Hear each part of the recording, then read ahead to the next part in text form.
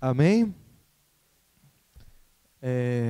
Quero pedir que você abra sua Bíblia no Evangelho de Marcos, capítulo 16, do verso 15 ao verso 20. Os diáconos trouxeram um aviso aqui para mim que tem um ágile com o farol ligado. Marcos, capítulo 16, verso 15 ao 20.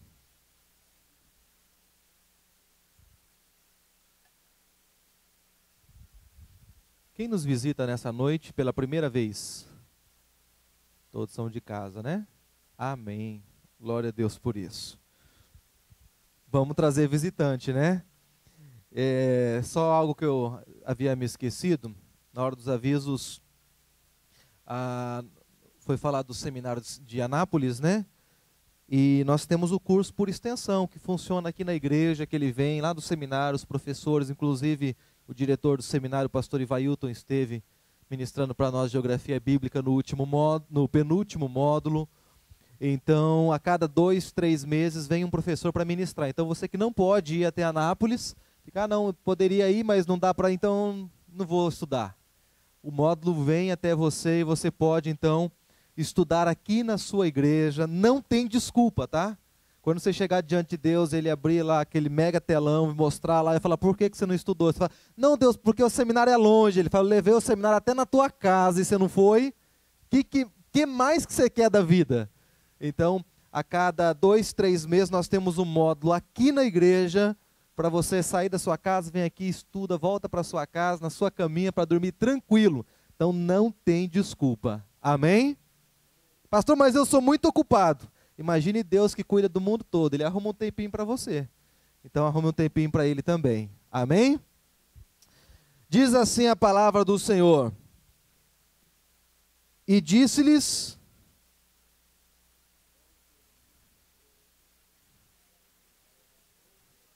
Tá, agora a gente vai fazer assim, igual aquele coral que ensaiou a semana toda, canta o hino nacional à capela, aquela coisa toda que vocês conhecem, né? Ele já vai voltar ali. Então nós vamos juntos ler a palavra do Senhor. E disse-lhes: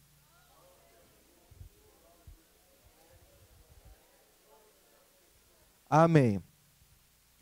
Quando a gente lê esse texto, a primeira ideia que a gente tem é quase dizendo assim para a pessoa que está ao lado: vão ao mundo todo e prega o evangelho, irmão. Amém? Não. O texto é Jesus falando para nós. Jesus está dizendo vão. Jesus está dizendo vai, irmão. Jesus está dizendo você precisa ir. Quem crer e for batizado, mas quem não crer será condenado. Estes sinais acompanharão os que creem. Em meu nome falarão novas línguas. E se beberem algum veneno mortal, imporão as mãos sobre os enfermos. Depois de lhes ter falado, o Senhor Jesus foi elevado aos céus e assentou-se à direita de Deus. Então os discípulos saíram e pregaram por toda parte, e o Senhor concordava com eles. E o Senhor, confirmando-lhes a palavra, com sinais que os... Amém? Curva sua cabeça mais uma vez. Vamos falar com Deus, vamos clamar ao Senhor e vamos pedir ao Senhor que Ele venha sobre as nossas vidas, que Ele venha nessa noite ministrar sobre os nossos corações a vontade dEle, o desejo dEle. Pai, em nome do Senhor Jesus, nós queremos Te agradecer por cada um dos Teus filhos, que hoje, ó Pai, deixou a sua casa, deixou as suas atividades e veio até a Tua casa, para ouvir a Tua voz. Senhor, em nome de Jesus, coloca as Tuas mãos, ó Pai, sobre o coração, sobre o ouvido de cada um dos Teus servos, e que ninguém saia daqui, ó Pai, da mesma forma que chegou, mas que eles possam sair daqui certos de que o Senhor ministrou aos seus corações, o Senhor falou com eles, o Senhor revelou a Tua vontade a cada um dos Teus filhos. Fala conosco nessa noite, em nome do Senhor Jesus. Amém, Jesus. Amém? Permaneça com a sua Bíblia aberta. Nós vamos andar um pouquinho por esse texto de Marcos. E quando nós lemos esse texto, a ideia que nós temos é de alguém dizendo isso para uma outra pessoa. Mas o texto também tem umas promessas aqui, não tem? Tem ou não? Tem. Quando a gente ora por um enfermo, qual que é a nossa oração? Senhor, cura. Cura essa pessoa. Aí a palavra é para quem? É para nós. Aí nós tomamos posse da palavra. Mas o verso 15 a gente deixa ele meio de lado, porque afinal de contas, bênção é só a partir do 17. Até o 16 a gente fica meio assim, não, isso aqui não é muito bom não. É melhor a gente pular e falar, esses sinais vão me acompanhar. Só que o texto é muito claro. Não tem nem como a gente forçar o texto, inventar uma história e dizer que não, meu irmão. Os sinais vão te acompanhar independente do que você faça. Você pode andar por um caminho torto porque os sinais vão te acompanhar. Você pode fazer o que você quiser da sua vida porque os sinais vão te acompanhar. O texto é claro. Como diz o Galvão Arnaldo, a regra é clara. O texto diz, quem crer e for batizado será salvo. Mas quem não crer vai ser condenado. O texto é simples e direto. O texto está falando para aqueles que creem e para aqueles que não creem. Mas algo fundamental nesse texto é a ideia que a leitura do texto nos dá. Quando você lê esse texto, a ideia que fica na sua mente, no seu coração, é aquela ideia daquela pessoa que passou e alguém ouviu falar dela. Alguém que passou por um lugar e as pessoas falam, olha, está vendo essas marcas aqui no chão? Foi feita por alguém que passou aqui. Foi feita pelo João, foi feito pelo Pedro, foi feito por aquela pessoa que caminhou aqui.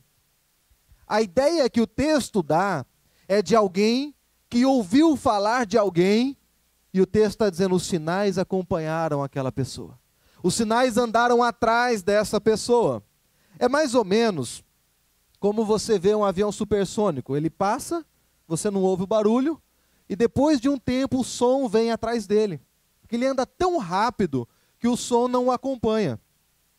Aí você passa e depois as pessoas comentam sobre a sua passagem por ali.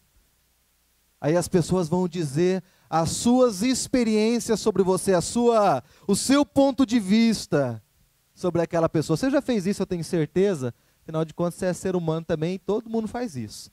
Você vai à casa de alguém, ou alguém vai à sua casa, depois você comenta com a sua esposa ou com o seu esposo. Você viu fulano, você viu ciclano. Você sai do culto, entra no carro e fala, você viu o pastor? Acho que a pastora hoje não escolheu a roupa dele. Acho que ele caiu dentro do guarda-roupa e saiu daquele jeito. Faz isso ou não faz? Confessa.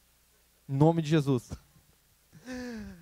Então a gente começa a falar sobre as outras pessoas, sobre aquilo que nós vimos, as nossas ideias. Ultimamente, o meio cristão tem sido muito mal falado. E às vezes nós dizemos assim, isso é culpa do diabo, porque o diabo é sujo, porque o diabo é assim mesmo. E deixa eu te falar que o diabo tem pouca culpa nisso. A culpa é nossa. Nós damos mau testemunhos. Nós, quando passamos por algum lugar, ou quando fazemos alguma coisa, nós deixamos para trás uma história. As pessoas que vierem atrás, elas vão ouvir a história que contaram sobre você. E durante muito tempo a igreja teve uma fama muito boa. Eles eram um povo isoladinho, um povo quietinho no canto deles, não se metiam com nada, mas eles tinham testemunho. E nós começamos a perder o nosso testemunho. Nós começamos a negociar princípios de Deus, aceitando outros princípios.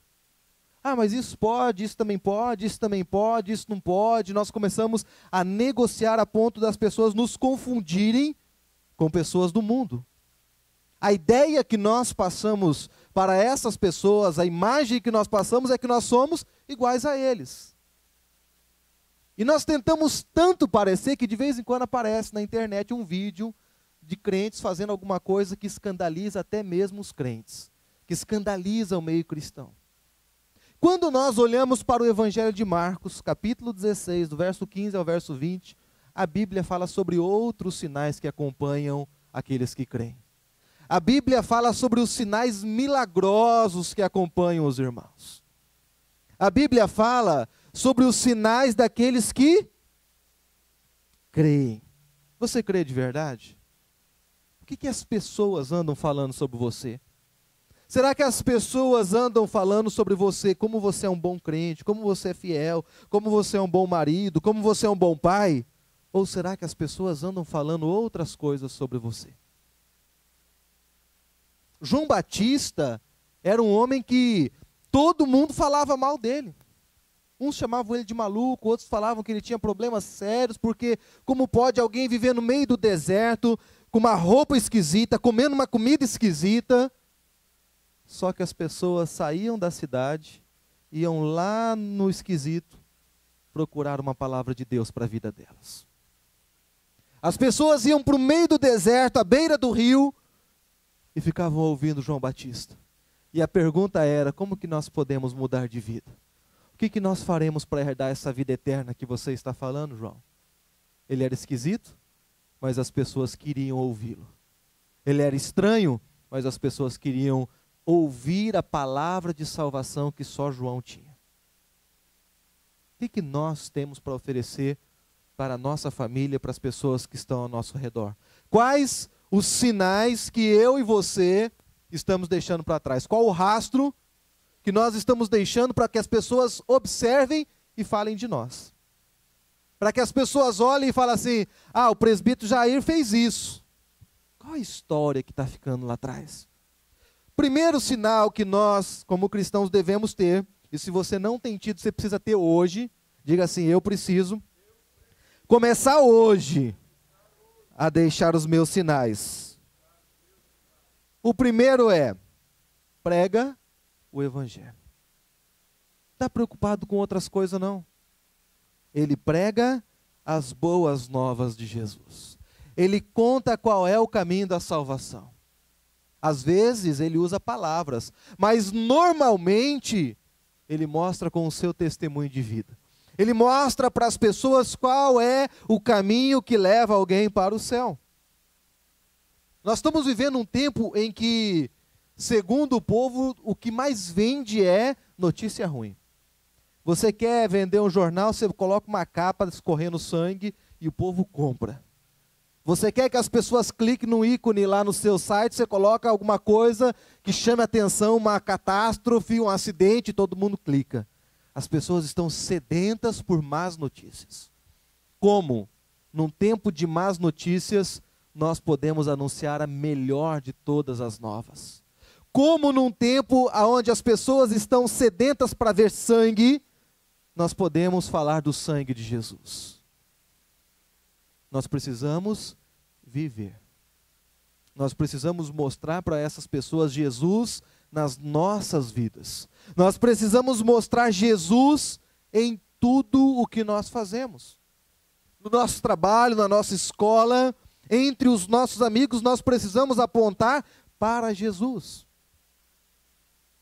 Pastor, mas o problema é que as pessoas são como lobos. Se a gente fala que é cristão, todo mundo vem em cima de nós. E qual a novidade? Há 2000 e alguns anos atrás, Jesus disse o quê? Eu vos envio como ovelhas no meio dos lobos. Jesus já havia nos previsto disso. Jesus já havia nos alertado disso. A certeza que nós temos é que conosco está o leão de Judá, amém? Ele está caminhando conosco, então o lobo não toca. O lobo pode andar em volta, pode rugir, pode fazer barulho, mas o Senhor está conosco. Pastor, mas e se alguém falar mal de mim? Fale mal por algo bom que eu fiz. Mas eu não vou dar um mau motivo para que as pessoas comentem sobre mim. Eu não vou dar um mau testemunho da minha vida para que as pessoas possam vender jornal com a minha vida. Se elas forem falar alguma coisa, vão dizer, é um João Batista. Come grilo, se veste com roupas de camelo, mas e as palavras dele? Não, isso aí não comenta porque é só Jesus, é só o caminho de Deus, prepare o seu coração porque Jesus está voltando, e as pessoas não vão achar um pezinho para falar de nós. As pessoas não vão achar lugar para falar de nós. As pessoas, elas sentem um prazer imenso quando um evangélico, quando um cristão cai, e elas podem espalhar isso para todo mundo. Elas podem contar isso para os seus amigos. Elas podem dizer para as pessoas, você viu? E ainda diz que é crente. E ainda vai à igreja. E olha só o que ele falou do outro. Olha só o que ele fez para o outro. Olha como que é a vida dele. E ainda diz que é crente. Pastor, mas as pessoas sempre falam e sempre vão falar. Quando Jesus estava caminhando sobre a terra, as pessoas falavam dele. E dizia assim, ele anda com as prostitutas e com os pecadores. Mas ninguém disse, ele é uma prostituta, ou ele é um prostituto, ou ele é um pecador. Ele anda com eles, mas ele não é igual a eles. E os fariseus, vai lá e faz pergunta difícil para derrubar ele, porque ele está no meio dos pecadores, mas ele não se contamina. Então vão lá tentar derrubá-lo. E eles chegavam com as perguntas mais absurdas, inventavam as coisas, e os textos sempre diziam, mas Jesus, conhecendo-lhes os seus corações, e Jesus derrubava as artimanhas dele. Por quê? Ele sempre estava em contato com Deus. Ele estava em comunhão constante e nada que fizeram pudesse atingir. Pastor, mas ele foi morto numa cruz, porque o Pai havia determinado. Não foram os fariseus, não foram os romanos que colocaram Jesus na cruz. Foi o meu e o seu pecado que o colocou ali.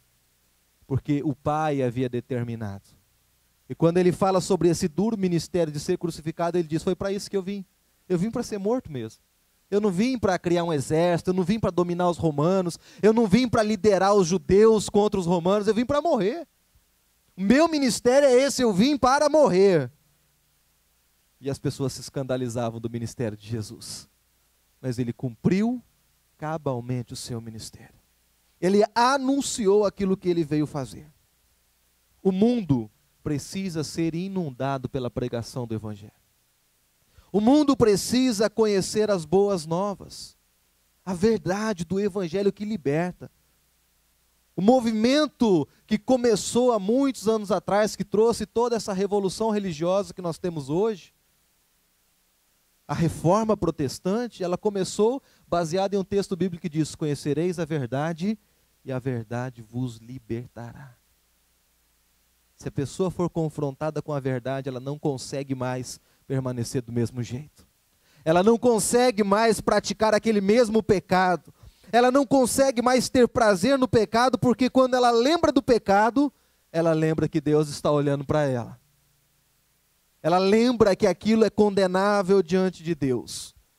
Mas primeiro ela precisa conhecer a verdade, para depois ser liberta do pecado. Às vezes você fala para alguém sobre Jesus, e a primeira desculpa que as pessoas dão é, não, mas eu tenho uns viciozinhos, eu tenho uns pecadinhos, assim que eu largar deles eu venho para Jesus. Se nós conseguíssemos nos libertar de tudo sem Jesus, nós não precisaríamos de Jesus. Agora, quando nós nos entregamos a Jesus, Ele vai tirando essas coisas, e Ele vai colocando algo tão grande, algo tão poderoso, algo tão sobrenatural nas nossas vidas, que chega um momento a gente fala, como que eu consegui perder tanto tempo com isso? Como que eu consegui passar tanto tempo sem sentir tanto prazer em Deus, em estar na presença de Deus? O primeiro sinal da pessoa que tem realmente compromisso com Deus, que crê em Deus. Você crê em Deus? Prega o Evangelho. Segundo sinal, é obediente. Amém? Pastor, mas faz mal desobedecer só um pouquinho?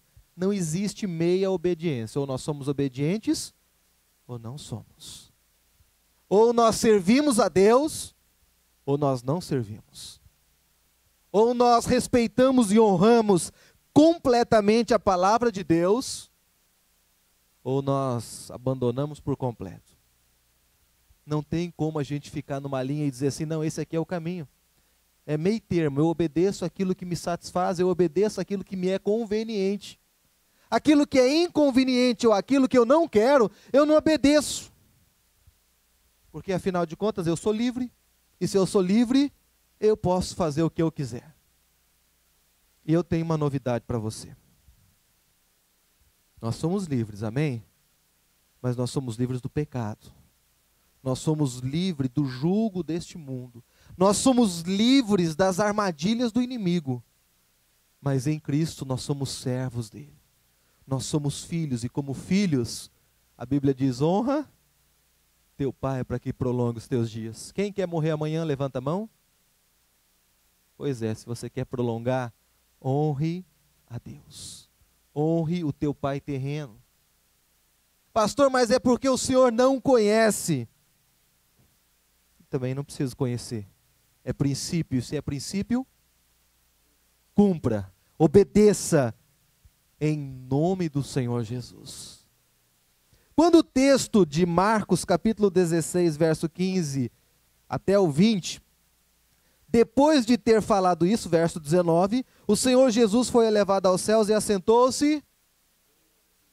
Passados muitos anos, depois de muitos encontros, depois de muitos retiros, depois de 16 acampamentos, eles saíram e foram pregar a palavra. Está assim na tua Bíblia? Você não sente assim um senso de urgência nesse texto?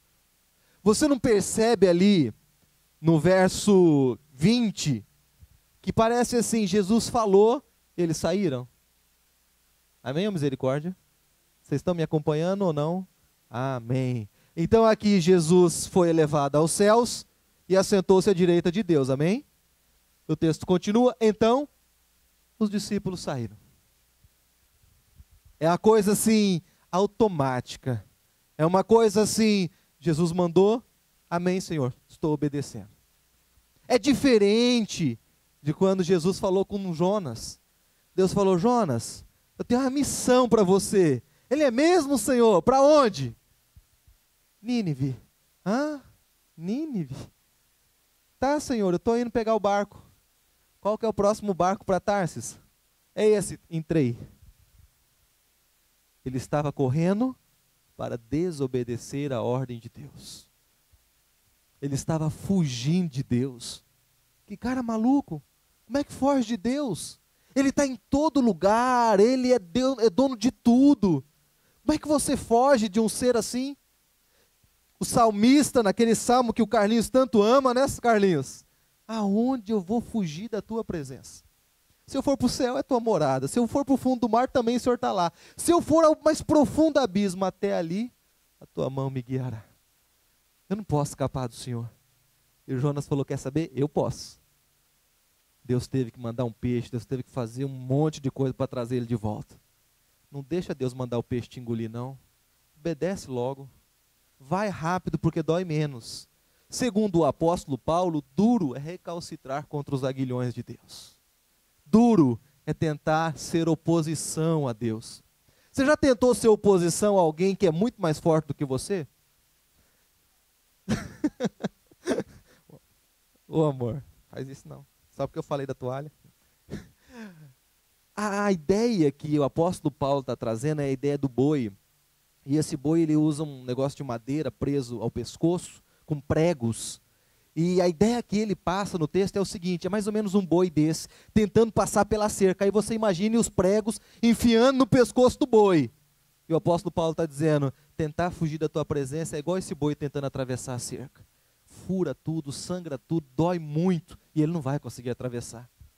Porque aquilo lá foi feito exatamente para ele não fugir da presença de Deus. É mais ou menos como quando Oséias está orando ao Senhor e ele tem a revelação e diz assim: eu vou ter que construir uma cerca de espinhos ao redor da minha mulher, para que ela não vá mais e ache os seus caminhos, mas para que ela permaneça aqui. Às vezes, tá? Revelação ao seu coração aqui, às vezes, Deus constrói uma cerca de espinhos ao seu redor, e você se machuca nessa cerca, tentando escapar dela, e Deus está dizendo: essa cerca é para a tua proteção. Fica dentro dela quietinho. Essa cerca, ela está ao redor do meu caminho. Se eu tirar essa cerca, você vai procurar outro caminho. Então deixa a cerca quieta aí, não mexe com ela não. Como diz o pessoal do Ceará, não bule. Não bule? Não bole? Bule ou bole? Bule, né? Não vai bulir com essa cerca. Deixa a cerca onde Deus colocou. Pastor, mas a cerca incomoda. Mas ela te protege. Mas protege de quem? Da tua bendita vontade. Porque a nossa vontade, muitas vezes, ela vai de encontro à vontade de Deus. Deus fala, faz isso. A gente fala, não, Senhor, mas é só mais um pouquinho. É igual o meninozinho, quando a gente fala para ele fazer uma coisa, ele fala, só mais uma vez.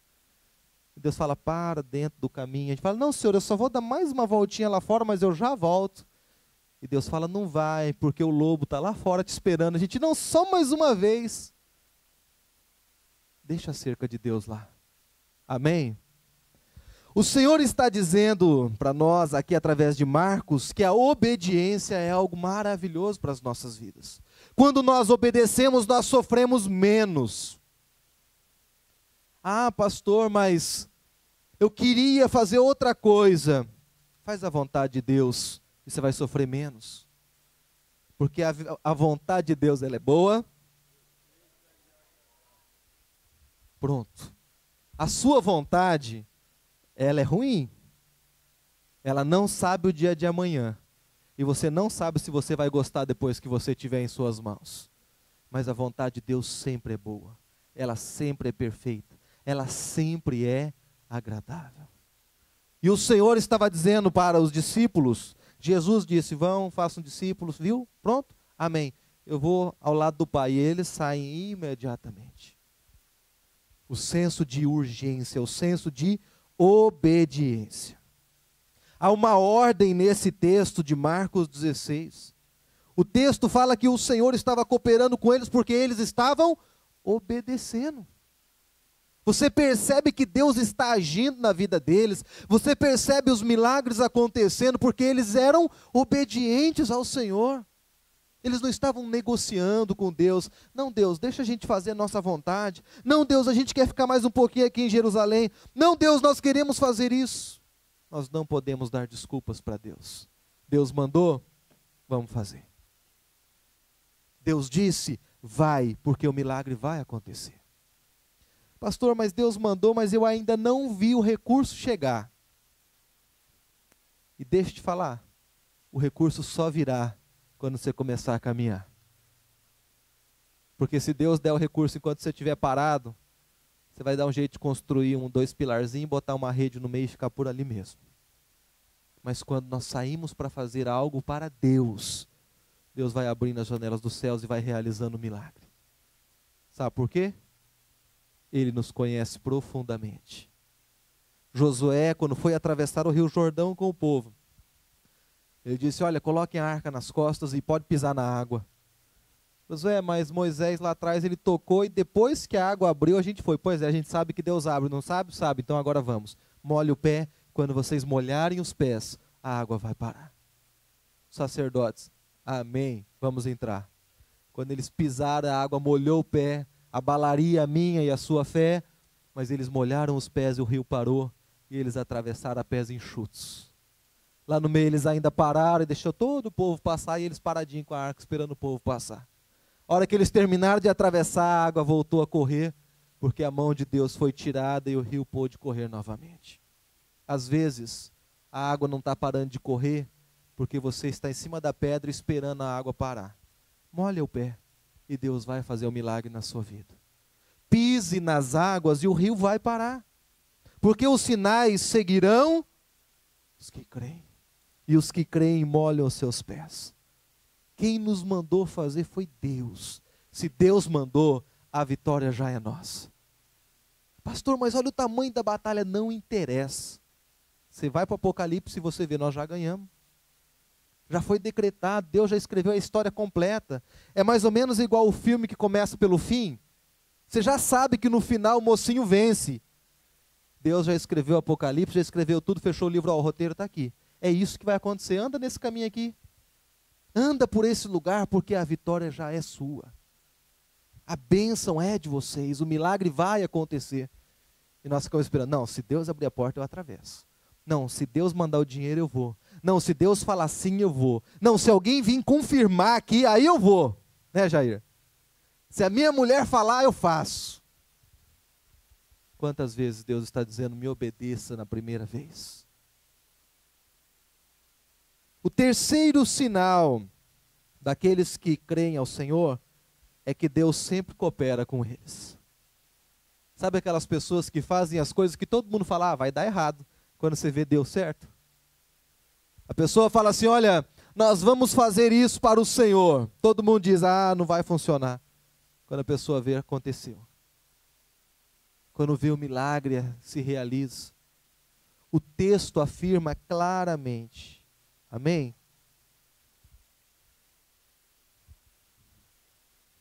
E o Senhor fazia o quê? Cooperava com eles. Sabe por que às vezes parece que você está lutando sozinho?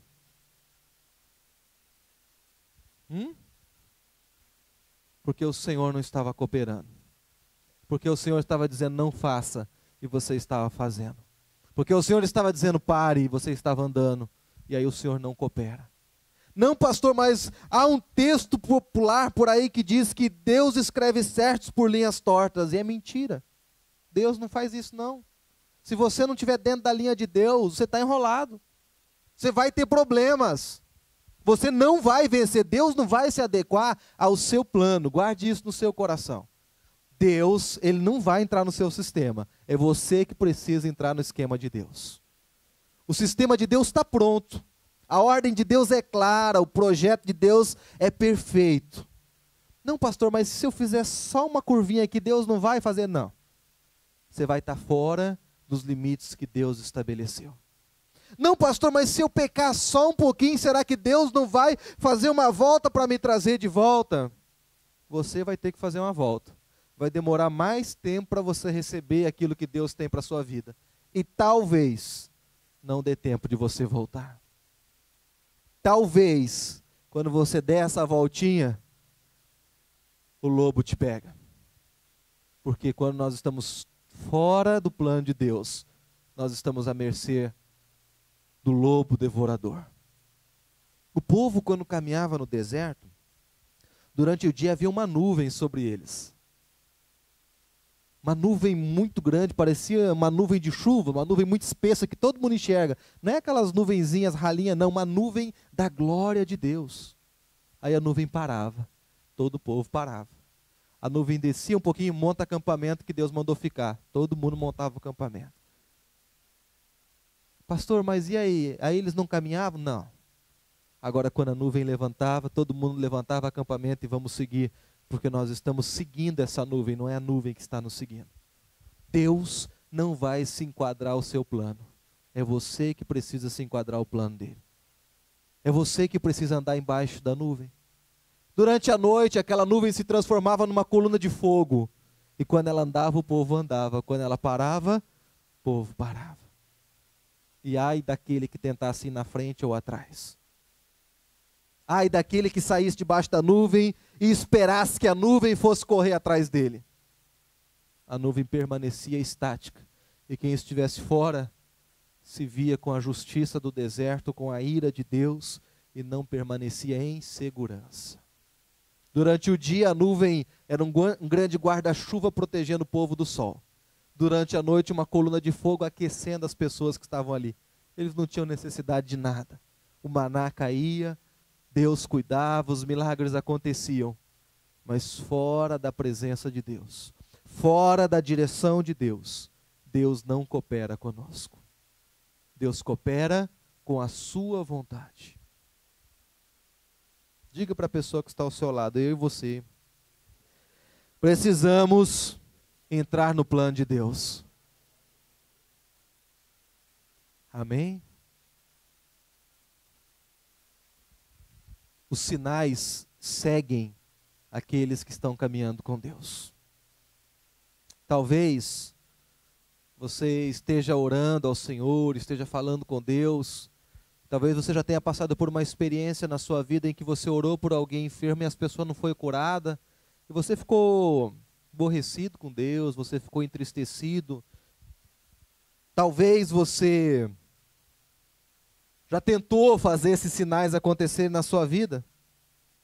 Os sinais de Marcos 16. E os sinais não aconteceram e você ficou triste, até incrédulo. Mas eu tenho a notícia para te dar. Os sinais continuam seguindo. Aqueles que creem, aqueles que andam na presença de Deus, aqueles que não têm medo de colocar a mão sobre o enfermo e orar e ter a certeza que Deus vai fazer.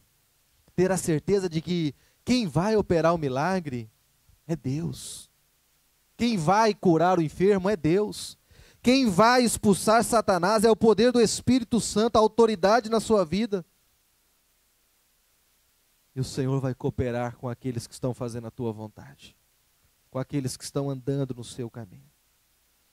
E o meu desafio para você nessa noite é que você comece a exalar esses sinais.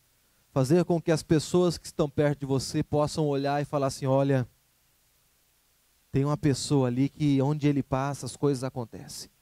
Quando ele ora, o milagre acontece. A bênção de Deus anda com ele. Ele não anda sozinho não, porque quando ele chega a gente sente a presença de Deus na vida dele. Sabe aquela vida espiritual além do nível do comum, do normal, de vir à igreja, voltar para casa, mas aquela vida espiritual, aonde segunda-feira a pessoa fala: ora por mim porque eu estou doente, e você vai com autoridade e repreende a enfermidade? Sabe aquela vida que as pessoas podem dizer: olha, você pode falar o que quiser, mas aquela pessoa lá é diferente. Aquele ali tem a autoridade de Deus na vida dele. Alguns vão dizer que você tem uma luz na tua vida, outros vão dizer várias coisas, não importa. O importante é que elas reconheçam Deus em você. O importante é que por onde você passar as pessoas saibam que ali há um servo, uma serva de Deus. Alguém que faz a diferença por onde anda. Você quer fazer essa diferença? Eu quero te convidar a ficar em pé.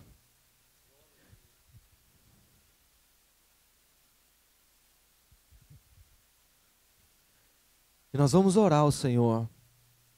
E você vai dizer para o Senhor: Senhor, eu ouvi tua palavra, eu entendi. E minha preocupação não é com o pastor Paulo, minha preocupação não é com a denominação, a minha preocupação é que foi a tua palavra que disse que os sinais vão seguir os que creem, que os sinais vão andar atrás daqueles que realmente estão fazendo a tua vontade. E eu quero esses sinais na minha vida. Você quer os sinais na sua vida? Feche seus olhos, coloque a mão no seu coração, erga sua mão o mais alto que você puder e comece a clamar ao Senhor. Comece a abrir os seus lábios e dizer para o Senhor: Senhor, eu quero, eu preciso, eu quero experimentar o milagre que só o Senhor pode realizar na minha vida. Eu tenho um problema para ser resolvido essa semana, Deus, e eu quero a certeza de que o Senhor fará um milagre.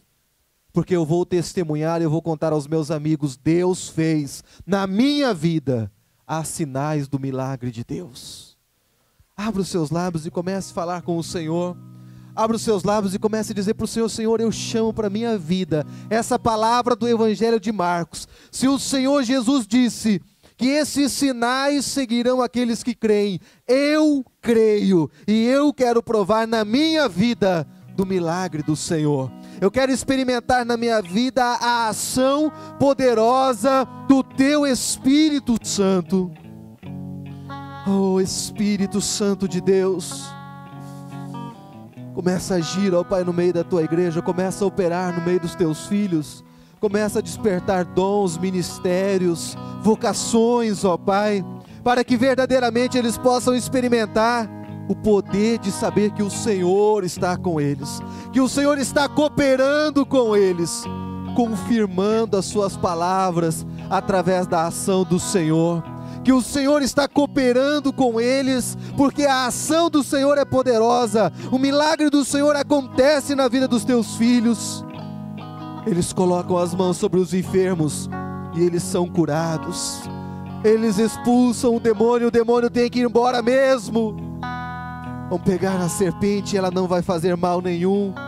E se beberem algo mortífero, mal nenhum lhes fará, porque é a tua palavra que diz sobre a vida deles. Comece a falar com o Senhor.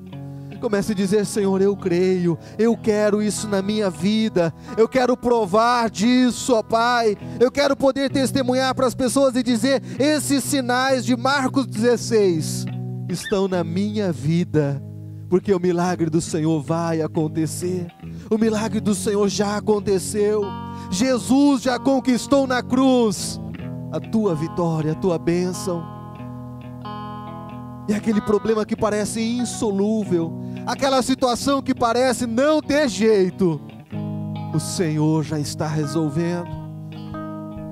Basta apenas você crer, basta apenas você receber do Senhor, basta apenas você dizer para o Senhor: Senhor, eu estou em obediência ao Senhor, e a tua palavra não vai falhar. A tua palavra, ela não volta vazia. A tua palavra, ela vai se tornar realidade na minha vida. A tua palavra, ó Deus, ela é a verdade. A tua palavra é tudo o que eu preciso. Comece a clamar ao Senhor. Comece a dizer ao Senhor: mas abra os seus lábios. Abra os seus lábios, porque a palavra do Senhor diz: se você confessar com os teus lábios, se você abrir a sua boca, o milagre vai acontecer. A maior prova de que nós não cremos é porque nós gostamos de orar em silêncio para que ninguém ouça a nossa oração. É porque nós gostamos de orar quietinho, porque vai que não acontece. Se não acontecer, o que o irmão vai pensar de mim? E quando eu digo, eu estou profetizando, eu estou dizendo: o milagre vai acontecer. Você vai ser curado em nome de Jesus. Você vai ser liberto em nome de Jesus. Deus vai fazer o milagre na sua vida. Deus vai abrir a porta. Ao abrir de sua boca, o Espírito Santo vai fluir através de você, e Ele fará o milagre. Pastor, mas e se não acontecer? Meu irmão, se não acontecer, eu vou te garantir que você não creu, porque a palavra do Senhor está dizendo que vai acontecer. E aonde há dúvida, o milagre não acontece. E quando há dúvida, não há fé. Quando há dúvida, nós não cremos no milagre. Quando nós cremos, nós lançamos fora o temor. Quando nós cremos, nós dizemos: o milagre vai acontecer. Pode molhar os pés, porque o rio vai parar. Pode andar, porque Deus está com você.